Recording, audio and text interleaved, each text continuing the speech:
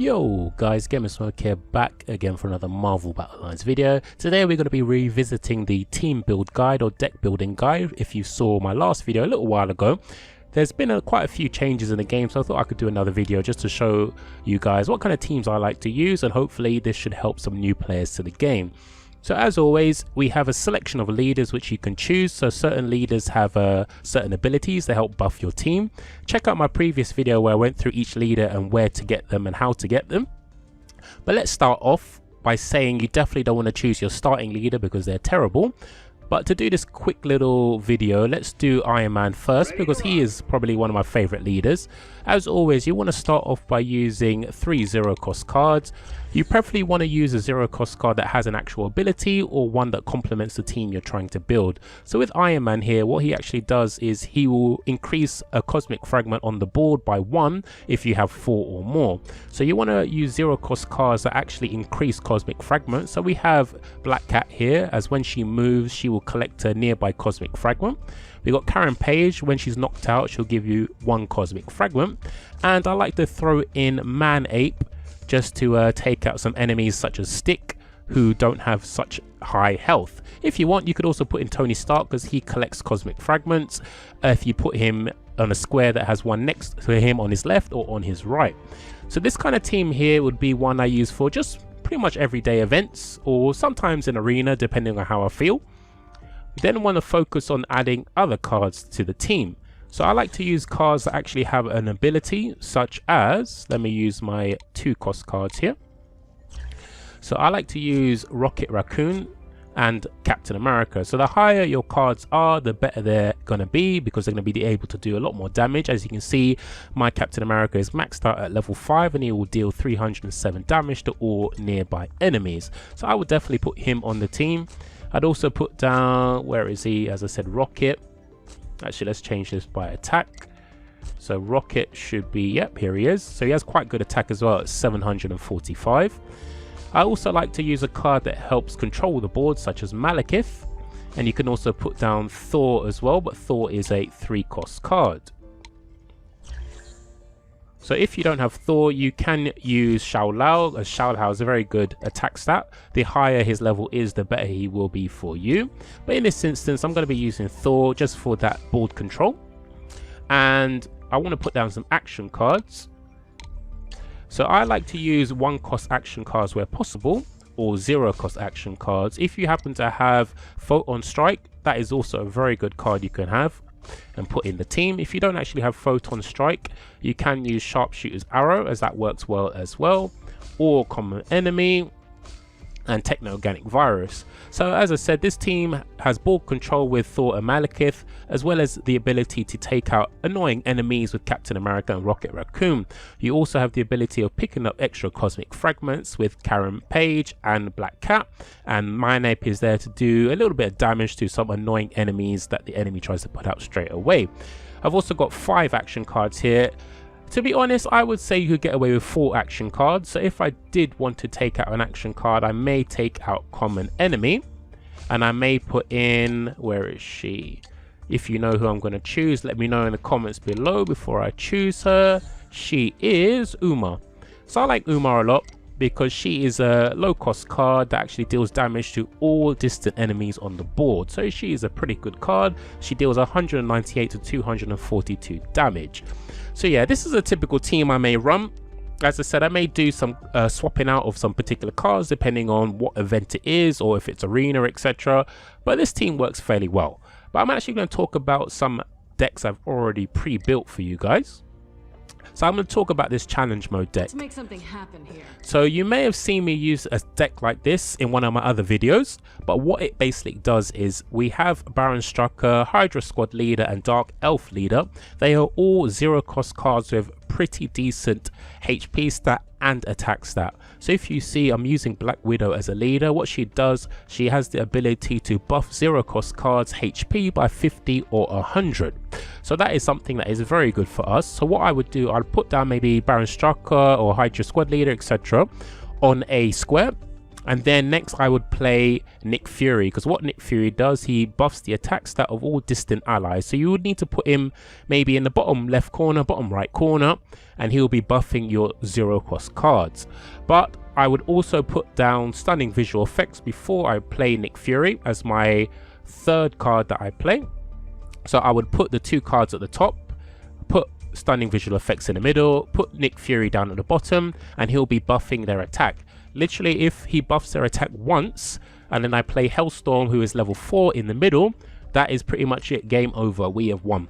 I also have Spider-Man here and Outrider Assassin, both maxed out, so their attack stat is pretty good. If you can see, Spider-Man is at 625 and Outrider Assassin is 686. So if we get in a little bit of trouble, I can put those guys down as well to kind of help out a little bit.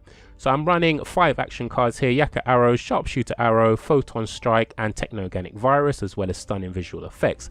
So as I said, you don't need to run this many action cards, but it does help you control the board a little bit. So this would be one of the teams I would run for challenge mode. Let me talk about the other challenge mode deck I usually run. Again, you may have seen this in some of my other videos. So this deck is kind of similar to the other one, but I'm using Venom as the leader. What Venom will do is on every turn he will increase or decrease your own HP stat, but he will increase the attack stat of the card you just played by 100. So again, this deck primarily relies on Hellstorm and Nebula to form a battle line, because when they form the battle line they are able to attack twice. Also, Stick is there because anytime an action card is played he will buff his own attack stat and HP stat. But just in case you have some trouble trying to buff Stick, I do have Outrider Assassin and Spider-Man, who when they're played, Spider-Man will have an attack stat of 725 and Outrider Assassin will have an attack stat of 786, all because of Venom's leader ability. So I like to play stunning visual effects after I've played my first 0-cost card, because I like to put that card, my 0-cost card, down, then I play stunning visual effects next to them when I'm about to play my second card. So most of the time the enemy will always put down the card in the middle to block off the battle line, and they're usually taken out by stunning visual effects. If the second card I played was Stick, he'll be slowly being buffed by the fact I'm using quite a number of action cards. If I'm not able to play Stick, or I put him down first and he's taken out, I'll probably play one of my 1-cost cards next, so either Spider-Man or Outrider Assassin. I would have put stunning visual effects in between the 2 cards I've got down, so I'm a 0-cost card and a potentially 1-cost card.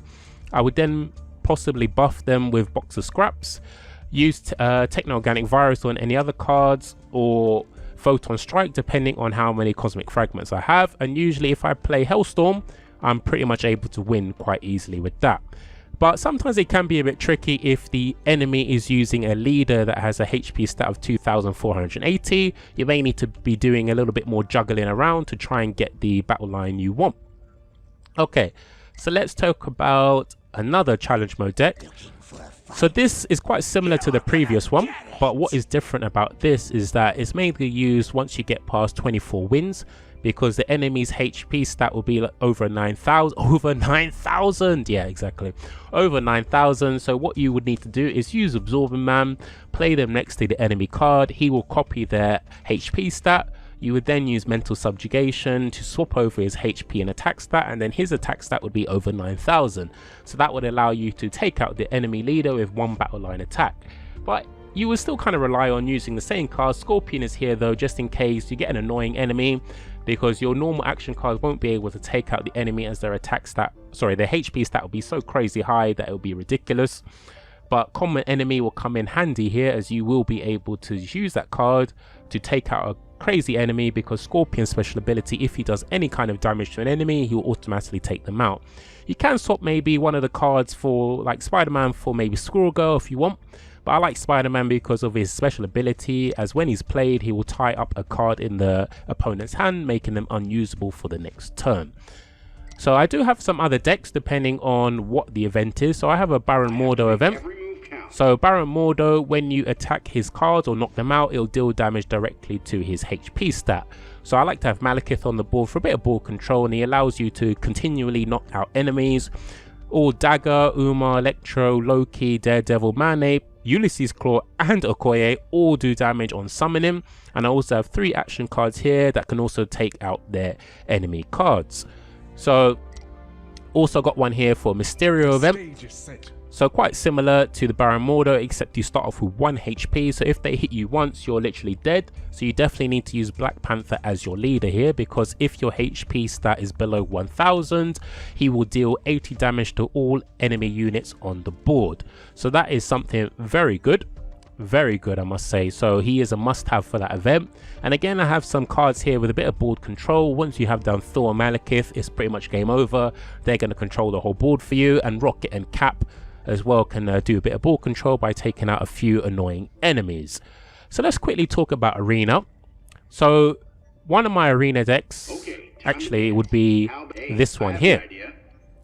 So this Arena deck has been working fairly well for me. Last week I was able to win, I think, 5 or 6 games in a row.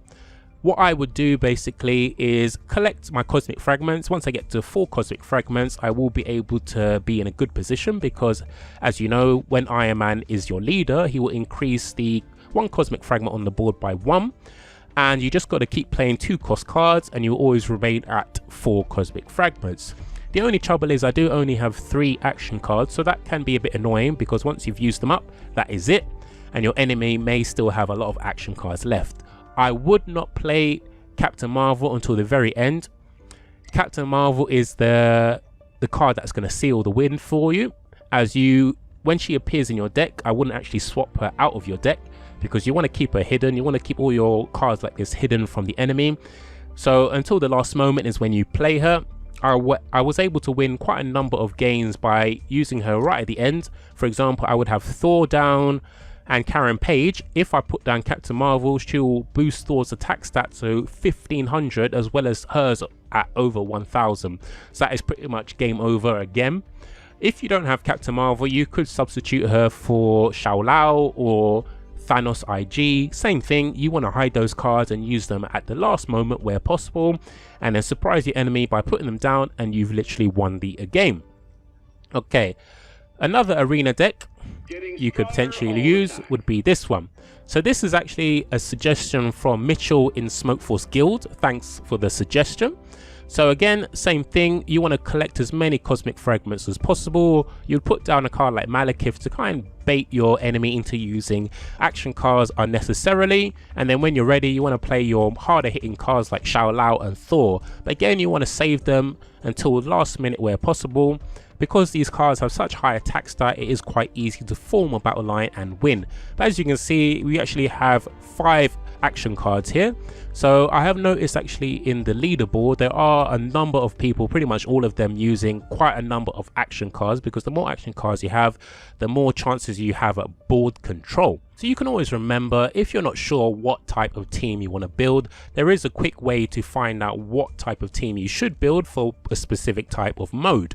So if you didn't know, if you go to, say, challenge mode, for example, and have a look at the top 10, here we have everyone's current score and their rank. So let's say we wanted to look at this guy here, this Korean guy, 470 wins, and we want to check his deck. So he's using a Venom deck, and these are the cards he's using. As I said, with Absorbing Man, once you get past level 24, each enemy is going to have crazy HP stat, so you'd want to use him to be played next to one of them to copy the HP stat, use mental subjugation to swap the HP and attack stat round, and then you are able to take out the enemy potentially by forming a battle line with your other cards. So he's also got Nebula here, as she attacks twice when placed in a diagonal battle line. Asgardian Healing Chalice to buff the HP stat of a particular card. Got Stick here because when action cards are played, again, his stats are going to increase. They got Techno-Organic Virus, Yakka Arrows, Common Enemy, and Boxer Scraps. So quite an interesting team, and they are using Baron Mordo, because when Baron Mordo knocks out an enemy, he deals damage directly to the enemy leader. So that is quite good. He is a card I actually do want. Let's see what else they're running. Okay, we've got a Thanos deck here. So they're using Destroyer. What Destroyer does is on every turn, they consume 2 cosmic fragments to take out an enemy card. So that can be very clutch. Again, they're running quite a number of action cards here. Got 6 action cards, and they're doing a lot of board control by increasing the number of cosmic fragments, because once Thanos gets to 6 cosmic fragments, he will take out all enemies on the board. And Squirrel Girl to win with the 1 shot by moving into a battle line. And let's do one more. Let's see this guy at the top 10.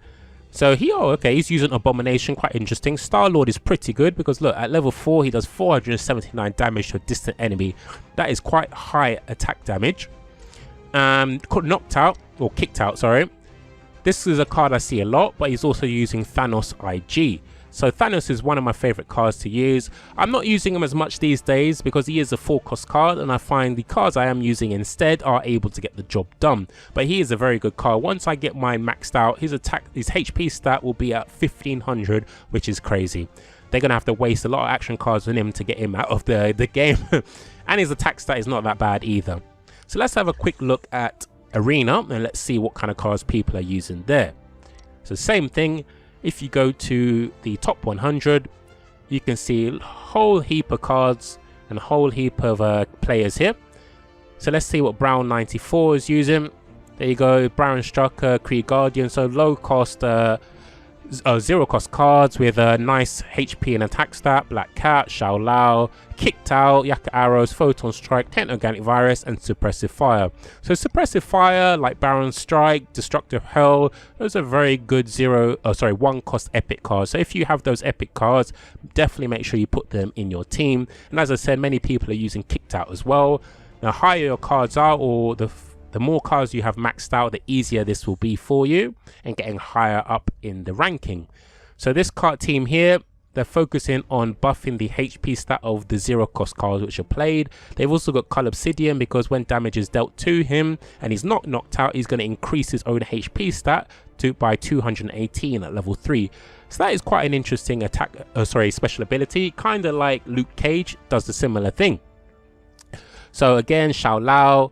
Let's have a quick look and see how many people are using Xiao Lao in a deck. There's another one, that's 2.